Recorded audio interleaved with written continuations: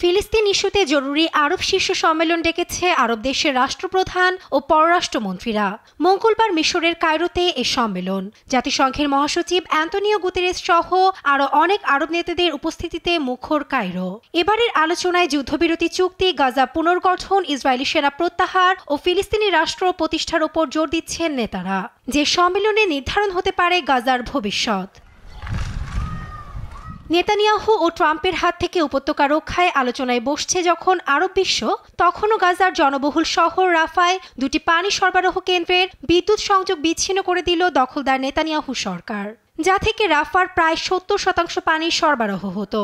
এর আগে গাজায় মানবিক সহায়তাও পুরোপুরি বন্ধ করে দেয় ইসরায়েল। ফিলিস্তিনের অভিযোগ, হামাসকে যুদ্ধবিরতি চুক্তির শর্তাবলীর পরিবর্তন মেনে নিতে চাপ সৃষ্টির লক্ষ্যে নেতানিয়াহু প্রশাসনের এ ষড়যন্ত্র।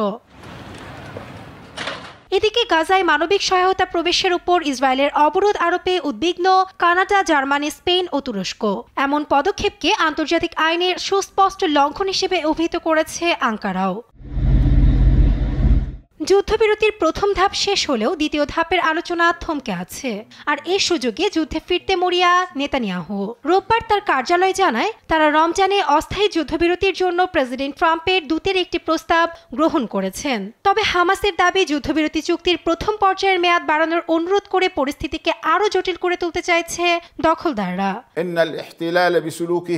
আমাদের জনগণের বিরুদ্ধে মানবিক সাহায্যকে দর কষাকষির কৌশল হিসাবে ব্যবহার করে সস্তা ব্ল্যাকমেইল করছে নেতানিয়াহু প্রশাসন।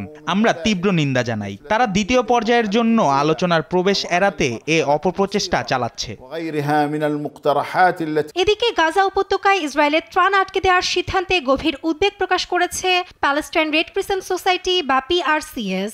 সামাজিক মাধ্যম এক্সের এক পোস্টে রেড ক্রিসেন্ট জানায়, আন্তর্জাতিক আইন অনুযায়ী মানবিক সাহায্য পৌঁছানোতে বিঘ্ন তৈরি করা নিষিদ্ধ। এদিকে অবিলম্বে গাজায় মানবিক সহায়তা ফিরিয়ে আনা ও সমস্ত জিম্মিদের মুক্তির আহ্বান জানিয়েছে জাতিসংঘ। সেই সঙ্গে গাজায় ইসরায়েলের সাহায্য বন্ধের সিদ্ধান্তে উদ্বেগ জানিয়েছে জাতিসংঘের জরুরি ত্রাণ সমন্বয়কারী টম ফ্লেচারও।